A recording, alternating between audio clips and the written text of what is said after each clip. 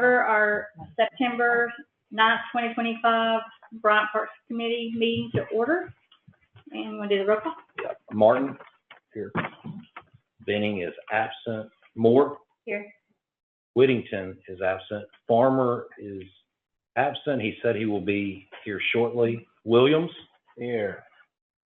Curtis? Here. Jolly? Here. We have a quorum. We need approval of minutes from our August 12th Parks meeting. I'll make that motion. I'll second it. All in favor? Aye. All opposed? The association and club report. Yeah, we have the Bryant Senior Adult Center here. I'll introduce Rhonda Sanders, who is current president of the Bryant Senior Adult Center, to give their annual presentation. Let's see.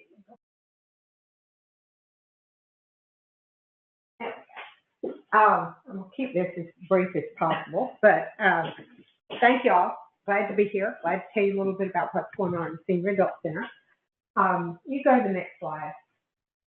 I am currently the president of the Senior Adult Center Advisory Council. Very big long name.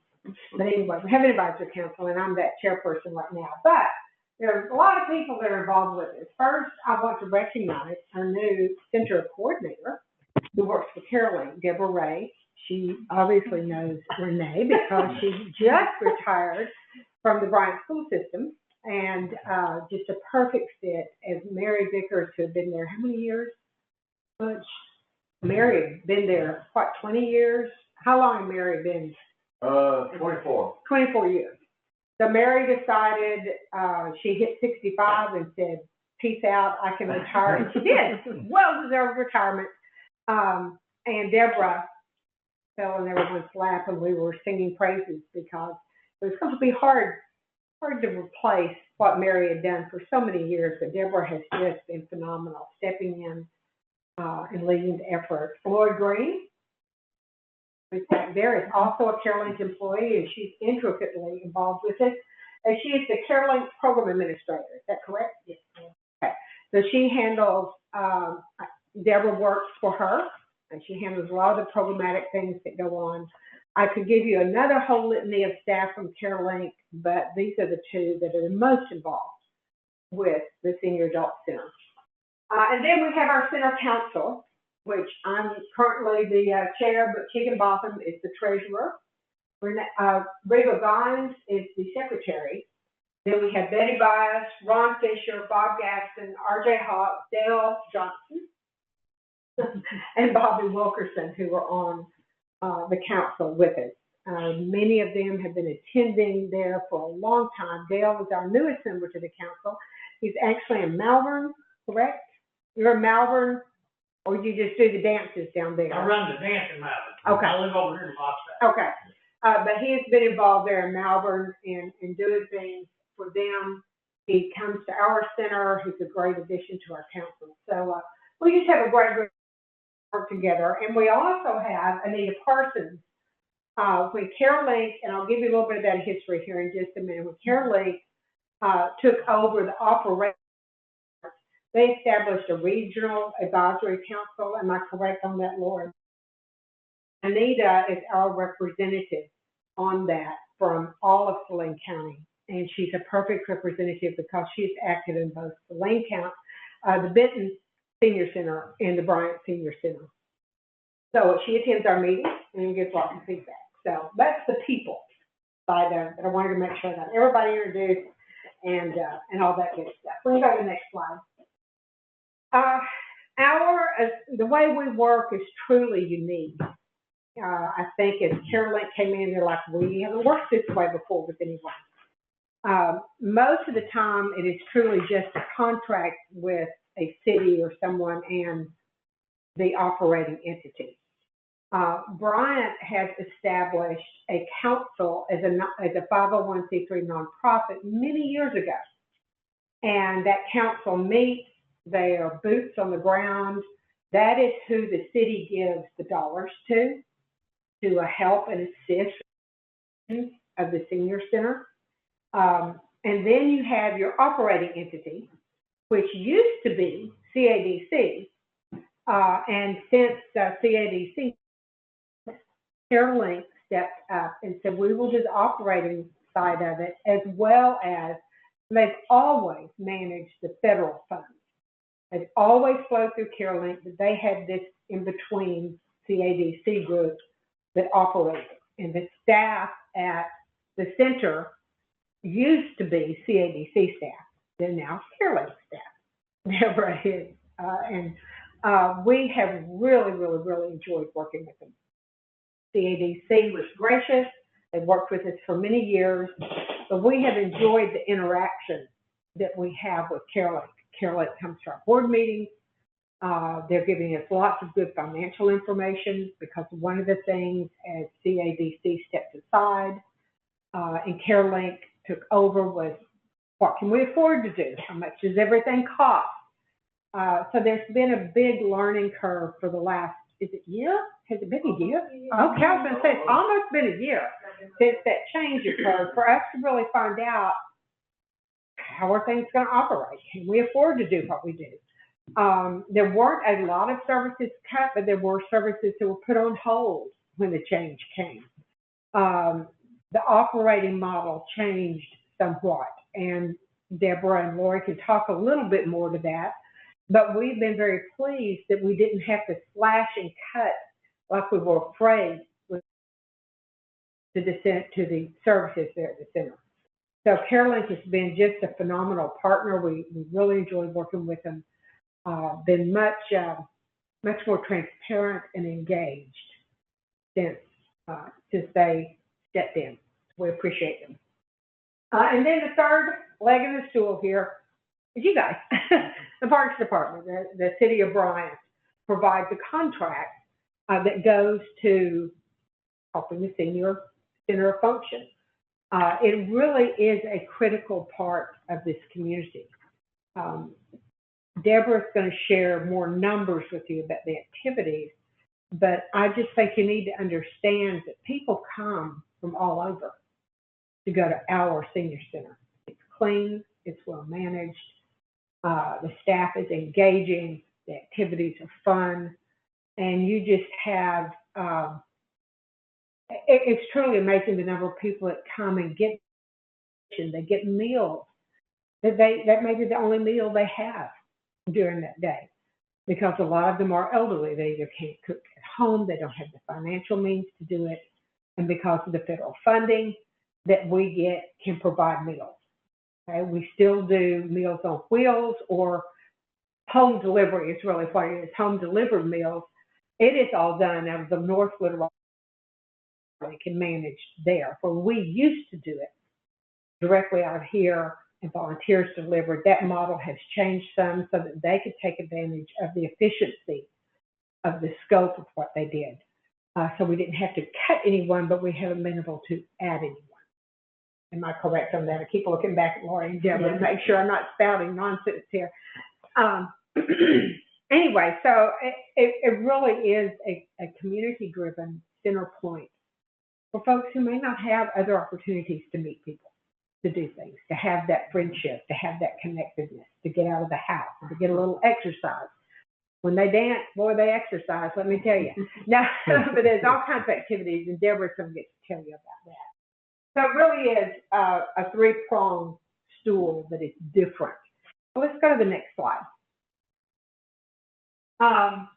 The council, I'm going to speak to it first because it's one of the things that you give the money to us, okay? We are a 501, and we do pass through the city funds that the council has approved. We pass those through to whoever is operating. It was to CADC, prior to that, now it is to CareLink. It's unique in that it adds another layer of somebody monitoring and knowing what's going on. You know, not that CareLink would do anything bad, but just to have that community boots on the ground group. These people on the council come to the center. They know what's happening. They know who's mad at whom. They know what doesn't work well. They know what they have complaints. They know things have been real exciting and work extremely well. So it's another set of people that are able to monitor and to discuss things. They serve as an advisory group. The council raises money though, on top of the funds that you're given through the city. One of the ways to do that is I think we have a dance every Saturday night, if I'm correct, and they are pretty popular. Let me tell you, you never get too old to enjoy a dance, right? Dale manages the dances in Malvern, and he helps his also, which was, and we raise on average $400 or $500 a dance after paying for the band. Yes. Yes, and things. That is one activity, and I put it in here and I didn't double check my numbers. CareLink is in charge of the operations between 7:30 and 2, 7:30 and 3:30. So I apologize, the numbers are a little wrong on there. There's a window that CareLink's in charge of the operations there. After that, anything that goes on in that center, somebody else has to be responsible for it. So we do the dances on Saturday night. The council is responsible for that. The money comes to us. Our staff or our volunteers oversee it. They manage the bands that come in. They listen to the complaints. Anyway, and we do take care of the insurance that covers any liability on those, things like that. So we cover those expenses. But that money goes to do some things that are needed. Example is waxing the floors. If you're going to have a dance, it's important that the floors are waxed. Trust me. You know, yeah. Large bulletin boards, we just bought them for the front that help, get the word out about events. Tables and chairs. We have purchased most of the tables and chairs in there, I think, haven't we, Butch? Yes, over the years. We've purchased those. New carpet. We've carpet in certain areas. We've purchased some pool tables. Sound equipment. That's just a smattering of the types of things that the council actually pays for.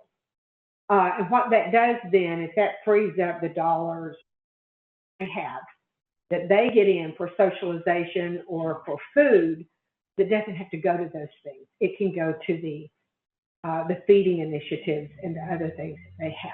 So it really is a neat partnership in the way it works. It is different than others work, but I think we've hit a really good meeting with how we work.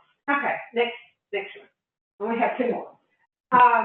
Did I mention to you the CareLink staff operates from 7:30, it should be 3:30, it's my bad. I meant to call and double check. 5 days a week. So they're responsible for the operations during that time, staffing, problems, all that good stuff. Okay. They provide the meals, socialization, and staff for activities during that time period. They manage the federal funds and any state funds that come in for that. So, they make sure people sign in, they make sure we have good head counts, they make sure the food that the meals are made with, they make sure they get prepared, they make sure folks get served. All that done in the operation occurs to the CareLink staff, and Deborah really leads that effort at the center. And then if she has to work with the North Little Rock main office, obviously. So did I kind of capture the main point of that? Because you're going to get to talk. So just good stuff. This is the boring stuff. Next slide then becomes the city. What did they do? Well, you guys provide an annual contract to financially support the center, which is really important because the dollars that they get reimbursed for food and for meals and for some socialization does not go completely all the way to funding what they need. As a matter of fact, do not be surprised that in the next year or so, there's probably going to be a request to raise that funding. We're learning more and more about what it actually is going to take and moving towards that. So, don't be surprised. But then again, it may not happen. You never know. But we do appreciate that support, and it goes a long way in helping. And then, obviously, you provide the facilities, which is a huge deal. So the city provides us with that. We have that contract where we every year, and then you help with the general maintenance on it. There are some things that you may say, hey, we need a new you know, things like TVs or, there have been times that we bought some of the equipment in the kitchen. It has just depended on where that need may be, but for the most part, the city helps and manages all that maintenance of that room or of the room. And then I think if I'm correct, you pay the utilities, which is also another big help. Yeah, is another big help to the center. So it's a piecemeal of how we all pitch in to make things happen for our senior citizens here in Bryant and in the surrounding area. It is a partnership, as you can obviously see. It's been a good partnership. We appreciate what the Parks team does for us. Our board is actively engaged. CareLink has really been great to work for. That's the end of my spiel. Butch, did you want to add anything? I can answer any questions y'all might have about financing and stuff. Butch has been around the longest Yeah, of any of us. been there they brought me in 10 years ago when I was as just an unofficial observer, and then 2021 they asked me to join the council. Yeah. And lost my voting privilege for anything associated with it when it came through city council, but I felt like it's important, and we had tremendous support with the city council anyway, so. Which has been You know, great. we currently, we have a city fund, which we take, the city gives us $7,500 every quarter. We pay that $2,500 a month to CareLink. This past month, we voted to add to that a little bit from our council funds that we have there. We call ourselves the board, so it's the board funds. And, so we paid a little bit of that just to try to help out and give Deborah a little more leeway in some things that she can schedule. When we were with CADC, when we first started with them, the city, 2016, the city signed a contract with us, run the funding through us because we were having issues with CADC, and a lot of providing us work for our center.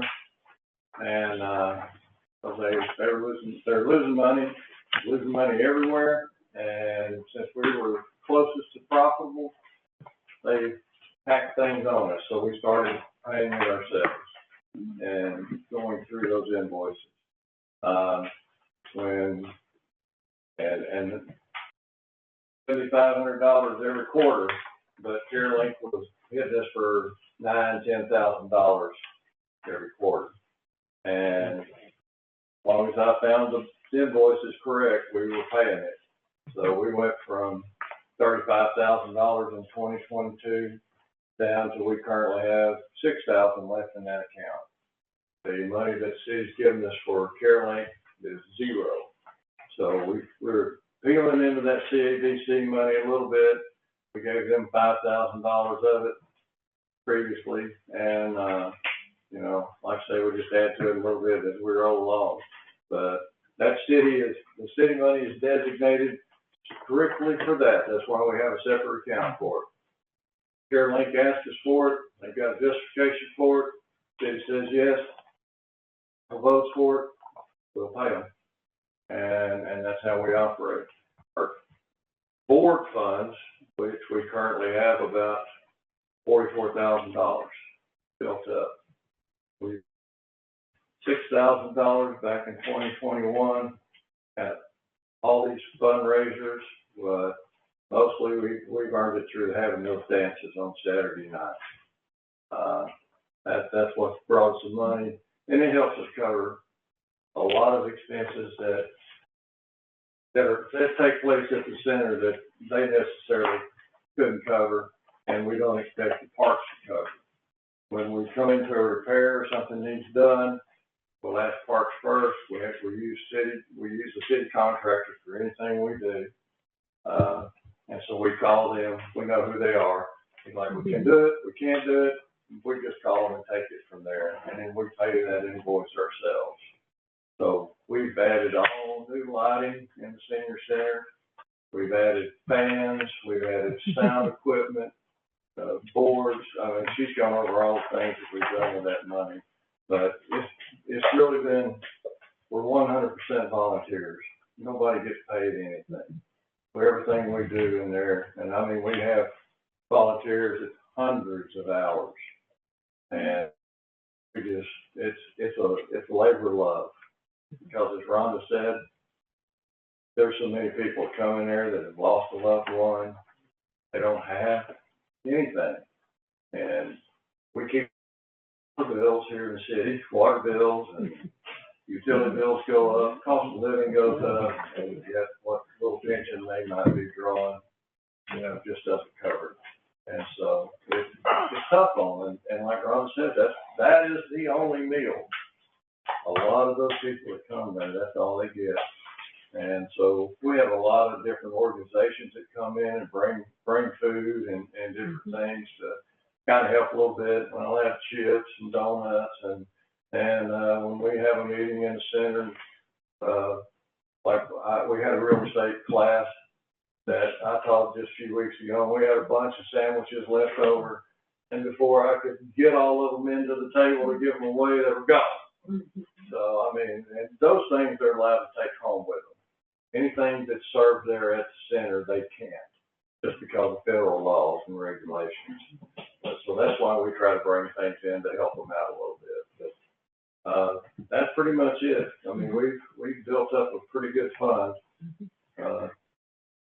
That's all I'm gonna say. People come to the dance, so Yeah. Fortunate. That's all I have. Thank you.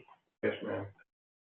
Claire, just to answer any questions, just to be specific on it, the dollar amount that they receive is in the city pays for that. That actually does not come out of the parks budget. So that's not in the budget that you guys see. Yeah. So that is separate, although the utilities and any type of maintenance that we do that's, just normal wear and tear, that's in our budget, but Contract. the contract is not. Yeah. So if y'all are curious where that is in the budget, you see it is not in that. Deborah, I wanted to let, Deborah has this great handout that they put together between her and Lori. I wanted her to have a chance to go over it, because this really tells you more about the fun stuff. So. All right. First of all, I just want to say I'm very excited to be here. This is my first job after retiring, so I couldn't just stay home and do nothing. And it has been the most amazing and rewarding job ever. I'm enjoying it so much. I love our senior center and what we do for our seniors. Every day I just see something new and exciting, and I just want to keep that going. The Bryant Senior Center, our goal is to provide a very vibrant community space where our seniors can engage in a variety of activities so that they can connect with their peers and socialize, and also access some specialized services that are tailored to their needs. I know that the meal was mentioned. We provide lunch every day from 11:30 to noon, and it's subsidized from the government. So our seniors are not having to pay for it. If they would like to make a donation to help cover the cost of that meal, they may do so, but they're not, it's not required. We also provide engaging activities. We have fitness and exercise, wellness classes, as well as other community events. On the next page, if you visit the CareLink website, you will see a map of all the centers in the state, and if you click on the one for Bryant, you'll find all the programs that we have for healthy aging and manage meaningful connections. On the next page, our wellness center. We are interested in whole person health. This includes their physical health, their intellectual health, occupational, social, emotional, environmental, as well as spiritual. Some highlights. We served 19,184 meals. We also delivered 11,196 meals. Right now, we have 5 evidence-based health promotions. We have provided socialization for 24,062 seniors. That's not 24 total, but that many activities or hours. We have an annual assessment each year, and we have 100% pass rate. Our staff consists of 2 full-time employees, 3 part-time employees, as well as 2 state older worker positions. Now, these are our seniors themselves who have entered back into the workforce. And then we've had 60 volunteers who have provided 6,311 volunteer hours. Now, we try to include activities for everyone and every interest. We have pool tournaments. Soon, we'll have technology clubs. We have some ladies who do some amazing quilting. Their quilts are gorgeous. And they do it as a fundraiser for the center. We have chair volleyball. We have a line dancing class, which is a lot of fun. Canasta. We're hoping to start a book club soon. Pinochle is another fun game that our seniors are playing. We provide arts and crafts. Our most popular activity, of course, is bingo. We have live music and dances. We have a bus trip leaving very soon for Chicago. Spelling bee, beanbag baseball, mahjong, dominoes, trivia, senior games. We have a crochet circle who crochet blankets for babies. I've just started a new class called Super Noggin that is geared toward brain health. We also have Ageless Grace. We had a community speaker just today, and lots of opportunities. And that's all I have. Thank you. Do y'all have any questions? I do. How many, I know it might be kind of hard to answer this question, but maybe it's not considered members or just depends on, I don't know how y'all word it, but how many people would you say are individually involved in the Bryant Center? It varies from day to day, but as like a total number, Just estimate. Lori, do you know? Yeah, we probably have a little over 500 registered clients. Okay. That means they've provided their information to us and we're able to bill federal or state grants for them because they're active in our system.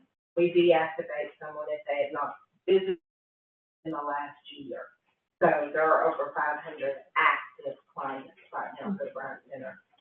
And like Rhonda mentioned, they don't all have Bryant addresses, which we're really proud of. It just speaks to the quality of the center. And let me add that, the dances on Saturday night, do they have to register for the center? So they may be another group that may not actually, because they're not registering for services to be billed through the federal system, that may be utilizing our volunteers in the facility and the brand of the senior center because they're coming to dances. And how many people attend? About 100? They come from Conway, Greenbrier, Texarkana, you name it. Yeah. Malvern, El Dorado, I mean, they're from all over the state, they come to our dances. So, you know, they may be some of the same 500, but then they may not be. Just so you know. Do any of the grants depend on the number? Do any of the grants depend on the number of participants? Like, could the grants get higher if we had a if we registered those people out there. I wish. It actually works the other way. So the grants come to us in buckets that have to be spent on specific services. And right now, we are managing to provide the services at a steady rate using our bucket. But if the demand goes up, we will have to meet the need. We don't get more money just because. Yeah. Well, it brings me to the other question though, but y'all said that the council's having to give us extra from the board funds over that 25 now that CareLink is over there. So how much extra would you say per quarter or even per month you're Well, having? we just started that. We're just giving $500 for paying, and in addition to that, we pay $25 for every dance for the coffee. Mhm. So last month, we sent them a check for $625. We had 5 dances. August was a five Mhm. weekend month, and the extra $500.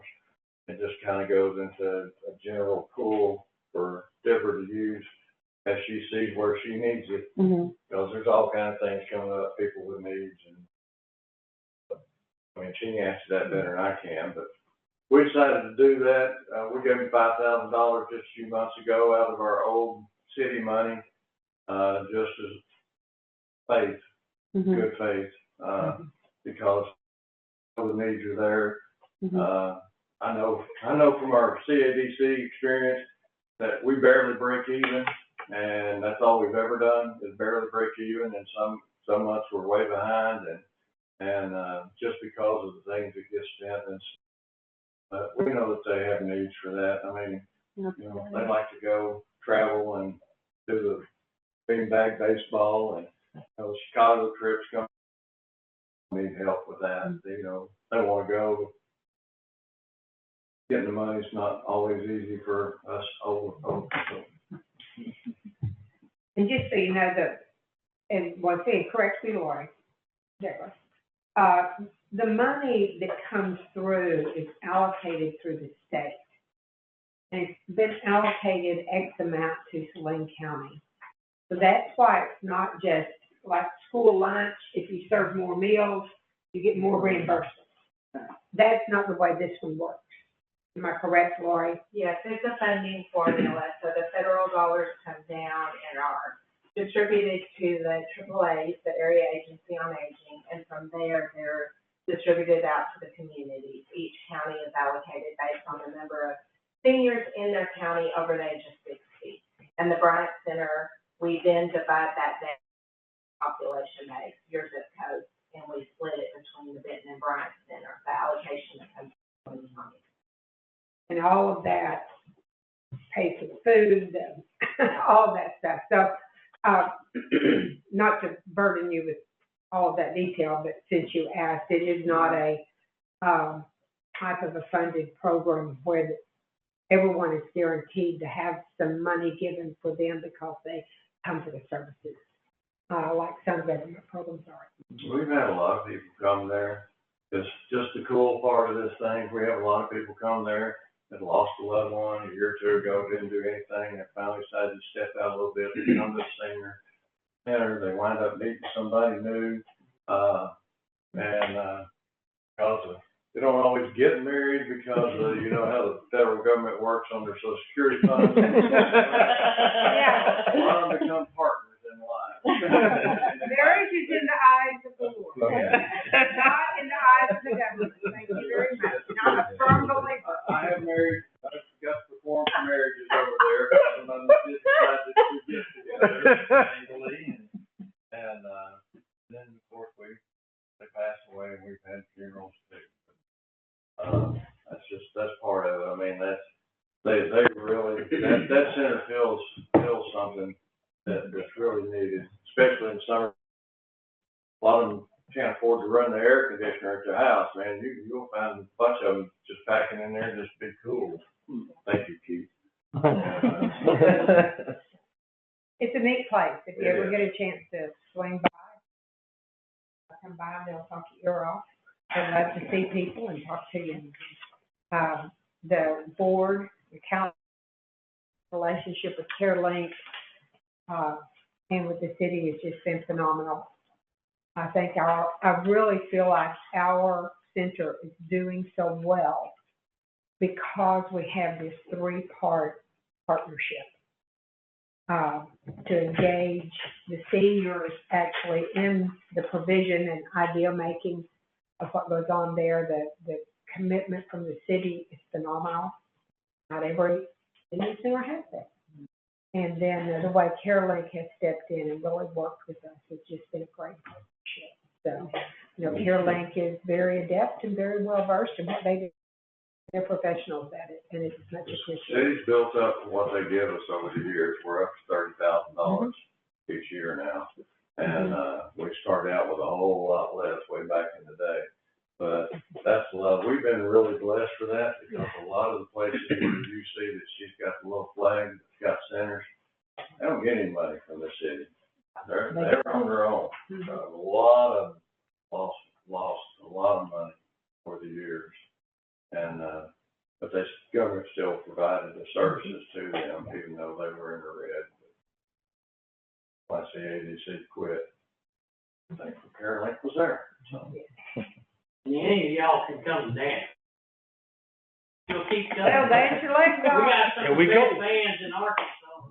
And you don't even have to dance, we'll have a third of our group. Coming back.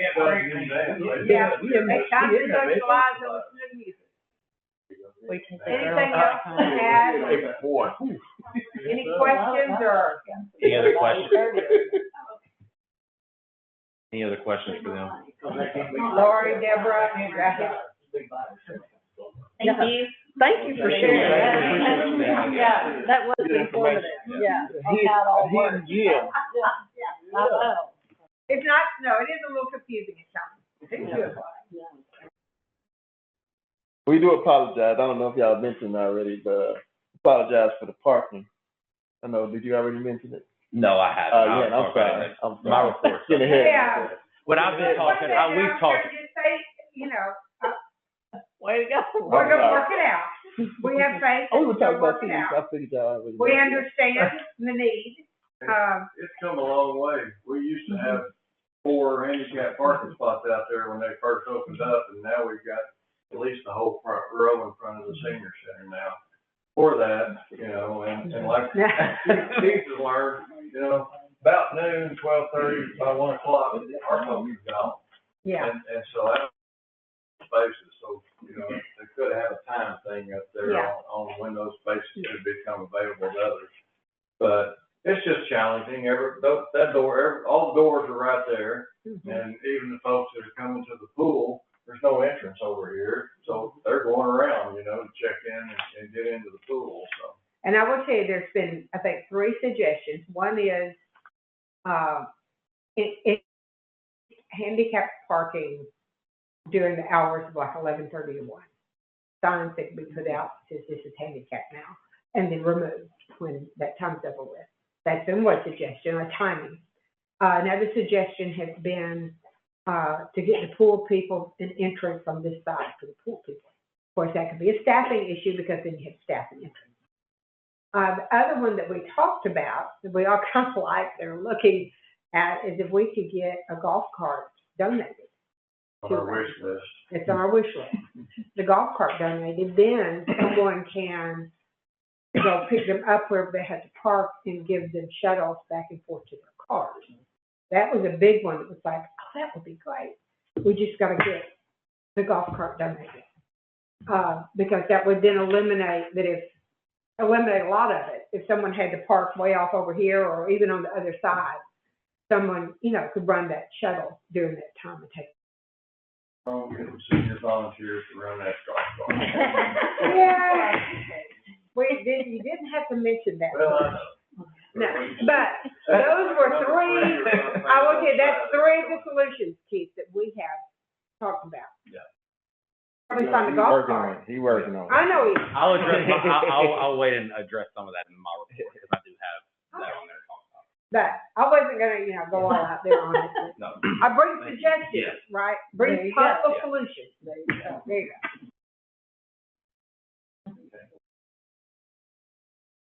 I'm done. So now we have the director's report. All right, I will skip ahead a little bit, about, 3/4 down the page, and I actually had a thought earlier today. I'm gonna start numbering these, so that whenever I address them, they're numbers, not in, so, Go to the but- 15th bullet. so we've had, the dehumidification system for the pool is currently being installed. The unit is out there, for probably since last Wednesday. The back entrance has been closed more than it has been open because of cranes and other large construction equipment back here working. It is open right now, but you can see the Skylift is just parked out in the parking lot right now.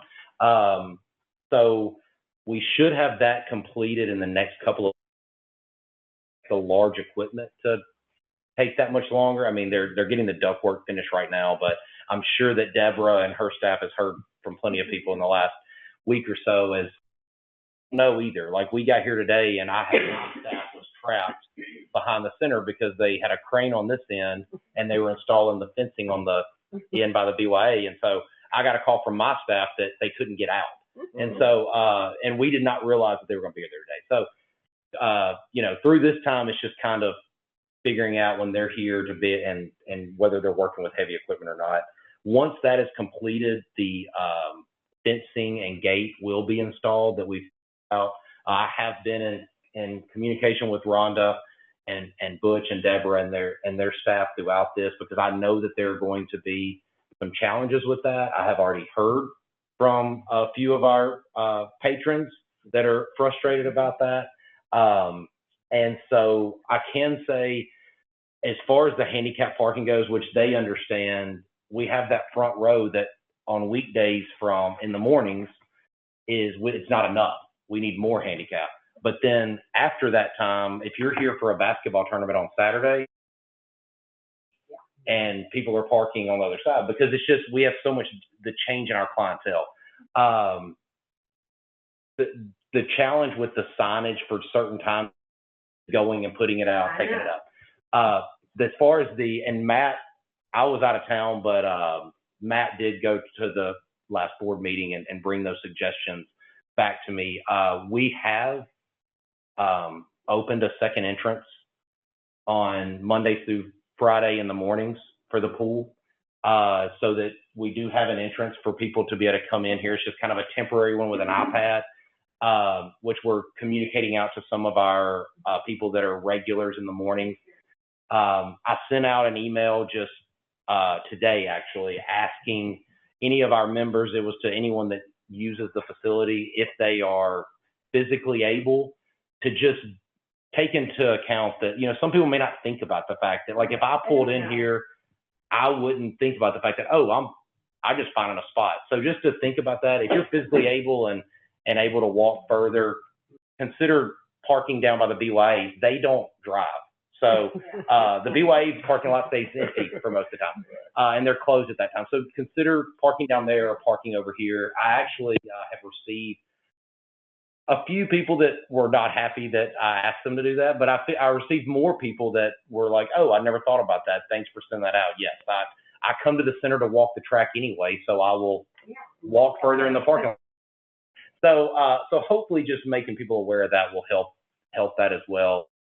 We're trying to do what we can. And then also, our intent at this time is anyone that has a handicap badge, there will be a gate, but it will be handicap accessible. So if you have a handicap badge, we'll have someone that can control that and open it for you. So that back will be for authorized users for the Senior Adult Center, as well as our staff for the BYA, and then overflow handicap parking if anybody needs that as well. So, and we're going to have growing pains with it. We'll just, try to work together as we go through on those. But obviously, I received an email from someone who, Butch, you've told me this before, but she said that she drove around for 20 minutes and got angry and left and went back home. And so we definitely don't want that. And so anything that we can do to try to help, we're definitely doing that. So a couple other things. We had our Wolfstock Festival out at Mills Park in partnership with Leadership Saline on August the 2nd. That was the second year of that in partnership with Leadership Saline. It went really well, I think. had 9 adoptions and 72 microchip implants. So something that I've always said as far as that event goes, it's great to raise money, but they're also, honestly, just seeing pets getting adopted is a great thing. So that's something that we I know it's a challenge for that organization with their volunteer group to get the staff together to put forth the work. So that's something as an department, I just want y'all to know that I have been very aggressive in saying that I don't want this to go away. However this is run, I want this to become a every year thing. So, but it was a great event again out there. How many was in attendance? It was roughly about 800 meals. So y'all, I stopped putting all the placer stuff in here every time.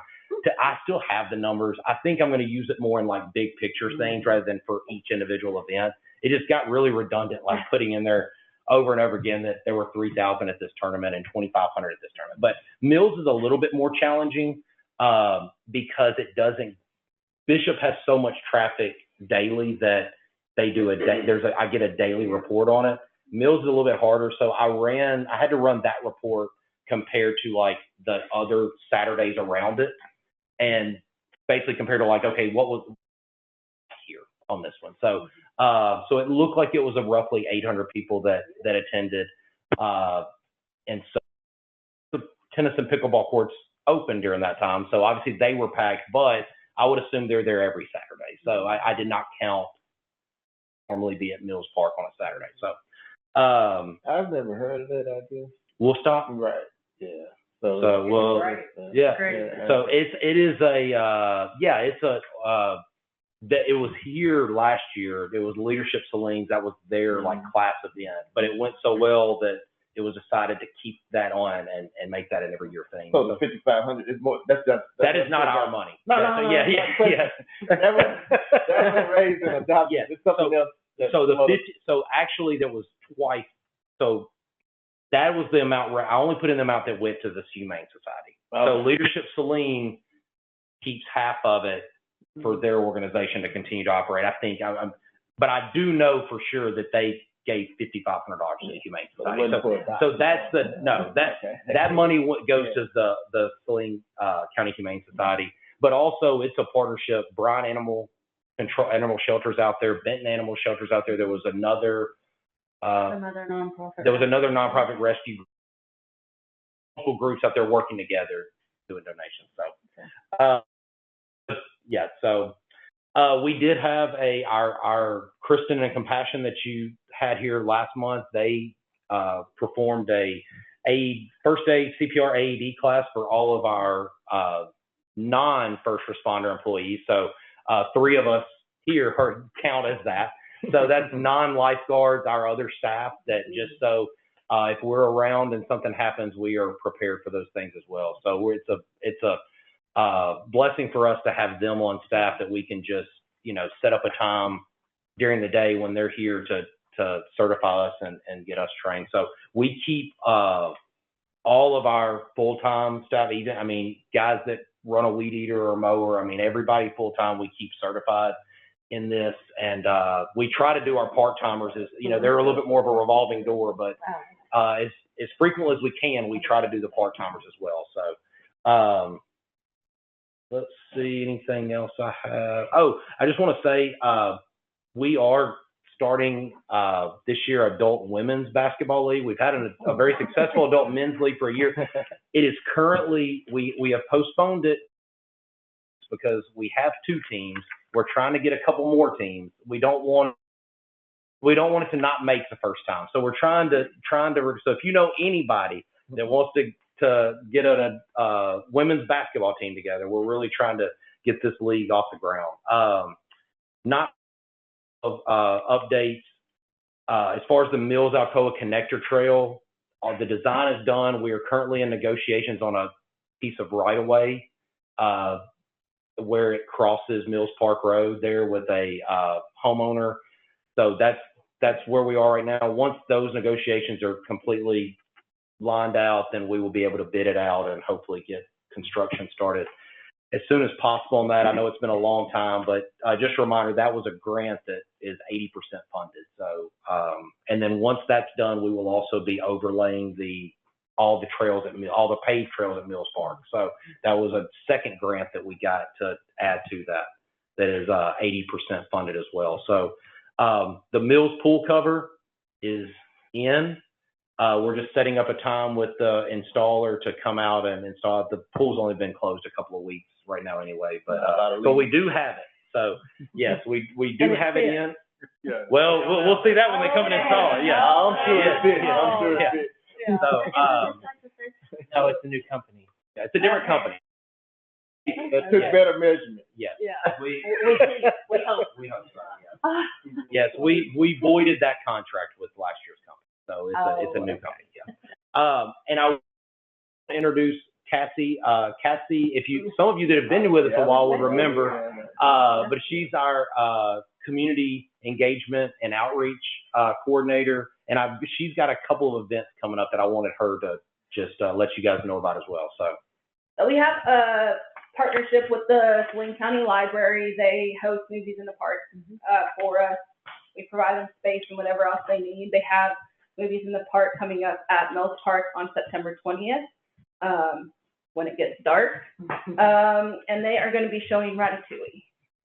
So last fall, they had like one of the largest turnouts. They had over 300 people in attendance. Oh, wow. So hoping to get there again, I guess. We will be having a booth at Fall Fest, which is October 4th. So would love y'all to stop by and see us. We'll be with some of the other city departments there, promoting things we have going on this fall, programming-wise. Something new we are doing this year, we're doing a Jack-O-Lantern Jamboree event. It's going to be a free trunk or treat and a pickleball tournament. And have some food trucks out there. So if you guys know anybody that would like to participate as being a vendor, just send them my way. And when is that? October 30th. Okay. It's a Thursday. Okay. At Mills. It'll start at 5:30. Are they gonna be, kids gonna be bringing jack-o'-lanterns, or are they carving, or are they? Well, so we decided on the Jack-O-Lantern Jamboree, a name just to give us an opportunity in the future to start to add more things. And the trunk or treat, we're gonna have some Halloween crafts and food trucks and music, so we kind of just wanted to start small and build from there, and hopefully next year maybe incorporate pumpkin carving contests and things of that nature. But since we kind of got a late start on it, we didn't want to overshoot. I saw it the other day. Put it on my calendar. And another event that we're doing this year in conjunction with the city is It's a Wonderful Bryant. It's going to be a tree light.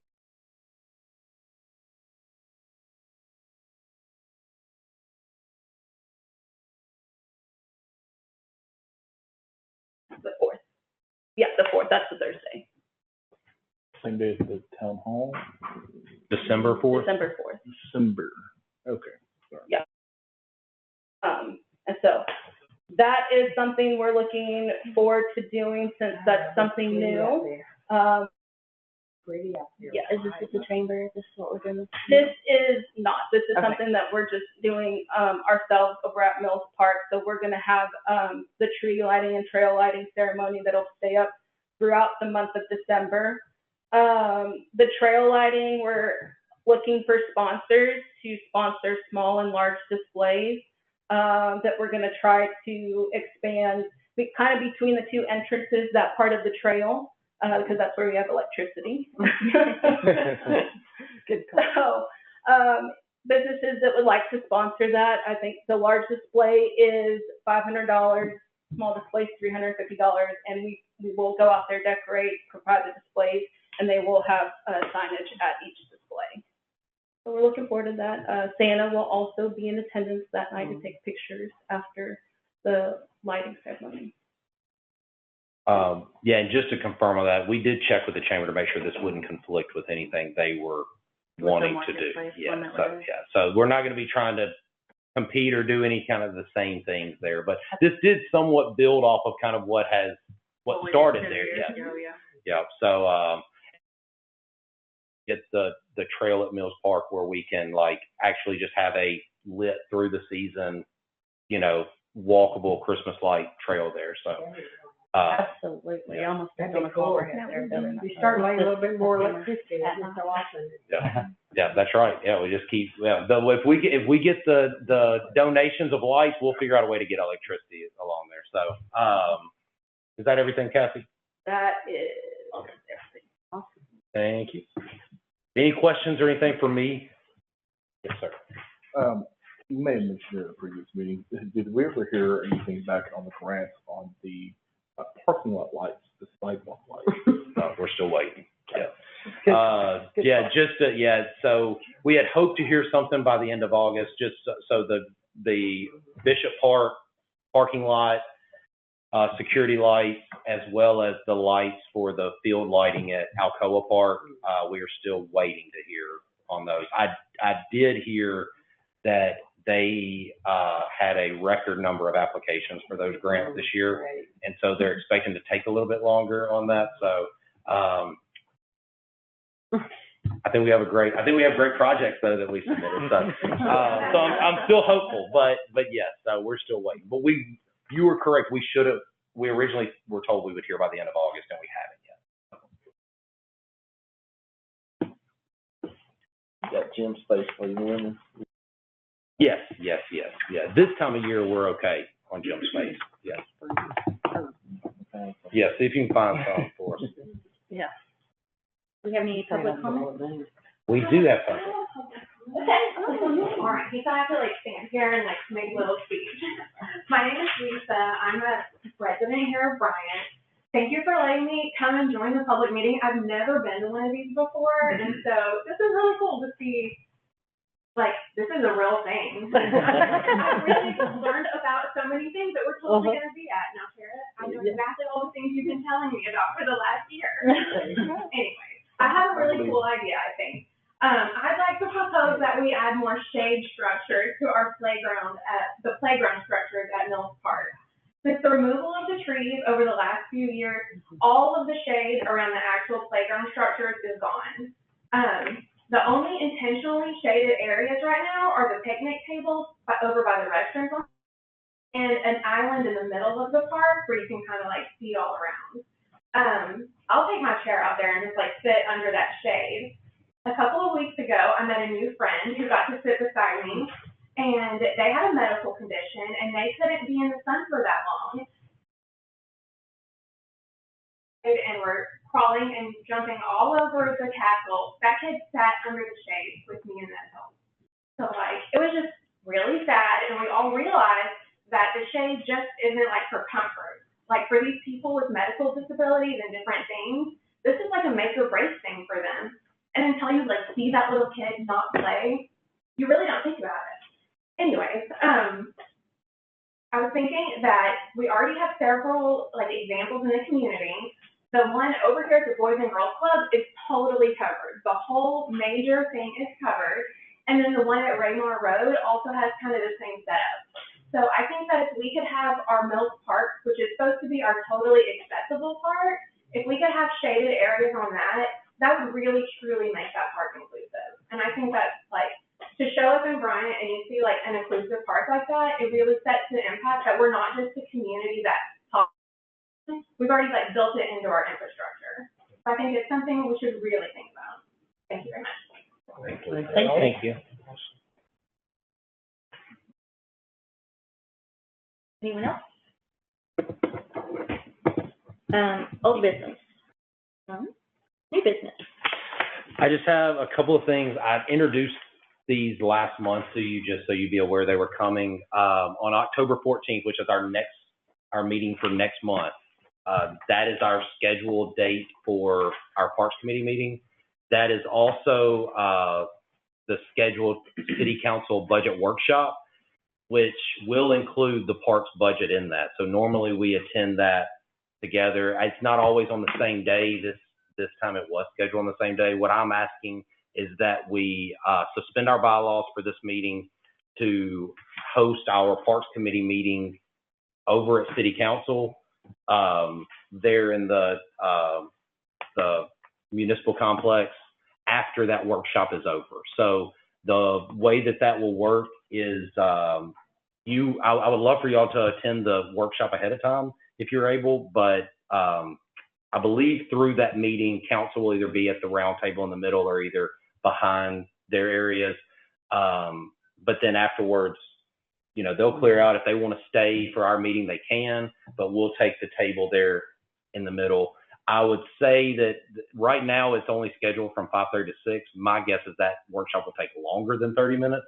So I would like to go ahead and just say that we schedule our meeting for 6:30 over. It would be the same day, but we would be changing our location and our time. Didn't we have emails about that already? About You doing probably that? have received the work. Okay. You What received is an it email already? asking, For November. well, that was mine. You received an email a while back, probably from Jordan, asking Yes. what day you would About prefer changing to all have the that, workshop. yeah. And so that was the date that was selected. She gave two Okay. It was either Jordan That's or what I Joy thought. that gave Yeah. two options. And Right. so that was the date selected. So if that were to happen, which it was selected, we would just need to plan to have our meeting over there and have it a little bit later. So I am asking, I do need a vote on it, but I'll I am make a asking motion. or a motion. I'll make a motion. The bylaws change location and push back time. All in favor? All opposed? All right. And the second one, this is what I just sent Lovely lady, though. Surely we can make that one. the email out to you, asking for days because our November date falls on Veterans Day. So we will not meet that night, so I needed a new date. I sent out a poll. I have received back from pretty much everybody, and there is only one date that we actually would have had a quorum on, that day. So it is I know for some of you that sent back, you're not available that day. But that's the best date we have. So I'm asking to move our November meeting to November 3rd, which would still be normal time and here, but on a different day. What day is that? What day is it? It's a Monday. Tuesday. Oh, Monday. So I'll Yeah. make a motion. It would be I Monday. think I'm the one that can't come November 3rd. I'm not motion. Well, don't motion. No, wait, yeah. Wait, why are you gonna be there? That ain't Bible study night. No, it's not. That's on Wednesdays and Sundays. It's all right. Monday I night already have a football. seminar. Is that what we're doing? November 3rd. Do we have a motion for that? I move that we, change our November meeting, which was conflicting with Veterans Day to Monday, November 3rd at 6 p.m. 6 p.m. We have a second? I second that. All in favor? Aye. All right. Aye. All opposed? I'll pick you up, bro. Yeah, 'cause I'm one of the holdouts too, so, you know, I'll know next week. Okay. So, I don't I'll even know. But that was the best day. Do we have any committee comments? I would like to make a comment, and I don't want any, just take away and think about it. How they created a council for the seniors. I've talked to you about it because I was actually part of Wolfstock that first year, and we raised over $20,000 whenever I was part of it. If we LC3 for us as a council, we could then fund Mills Park or other little small things without having to pass it through the city possibly. So, y'all know y'all have a fundraiser girl here, so if y'all want to do something like that, just think about it. Because it would require a board of votes. For sure. Gonna be a conflict, all right, conflict of interest. Yeah, I would, she said, just think about it. So, but I mean, I would say that does exist other places. There are Friends of Parks organizations out there that exist. So that's what I would just say as far as things to take and look into during that time. You run it by city legal. Yeah, I can definitely, yeah. It wouldn't So you can be able to be a city entity. Yeah, it would have to be separate. It would have to be separate, yeah. It would be like Friends of the Library, it would be like the, boosters, the athletic boosters. Mhm. It would be like those organizations speaking out. Yeah, no, you're correct, yeah. I'm Yeah, a you're right. 1, 2, 3 queen Yeah. around here. And we just started a booster for the archery team, so I know it could be good to separate. Yeah, so, But but I there can, we would could make be, sure if that there it were a would group stay. of people that were interested in the park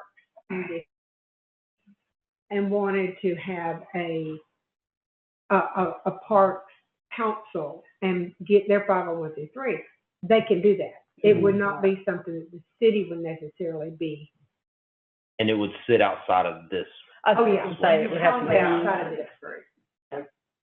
Question, just for myself. Keep Bryant Beautiful, is that a group? That's an It's an initiative, and I think there are 501c3s connected to it within the state, maybe, about keeping things clean, Okay, yeah. okay. I wasn't sure, how far that would cover over, so I was just wondering. Totally separate issue, but she triggered thought. We were talking about, advertising, that type of thing. Has that even started? Yes, Yeah. I mean, it's active, yes. It's been kind of slow with you. A lot of that is probably me finding the time to go out and just, ask people for donations. We've also had, with these events, that's other stuff that we're looking for sponsorships on. So a lot of my asks have been, I will say, for the Christmas event, Chris Crane, Automotive Group has already stepped up to contribute to be the presenting sponsor for that event. Jedediah Sawyer Tree has agreed to sponsor a tunnel of lights for the Christmas event. So, and we have a new sponsor for our basketball league this year. Middleton, who has done that in the past, decided to not continue that, but Everett has agreed to sponsor our entire basketball league. But those were none of those on that advertising plan. So yes, I've made calls, but I still haven't really chipped off much of those. I really think it's going to help once we get a couple out there too, where people start seeing some signage and they're walking by it and going, oh wow, okay, how do I get that too? So. The Crane is, what? The Christmas lighting that Kathy talked about at Mills. Yes. Okay. Yep. Yes. It is at Mills.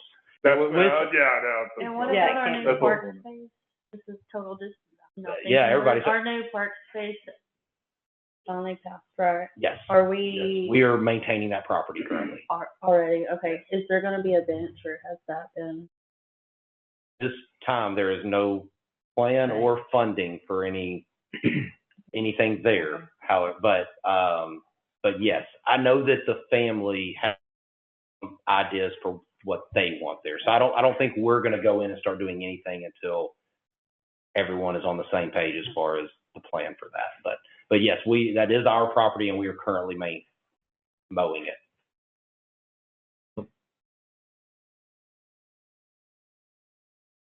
Anything else? No motion to adjourn? Yeah, motion to adjourn. Second motion. Oh, you got a lot to say. You got a lot. Oh, Curtis. I'm drinking Queen.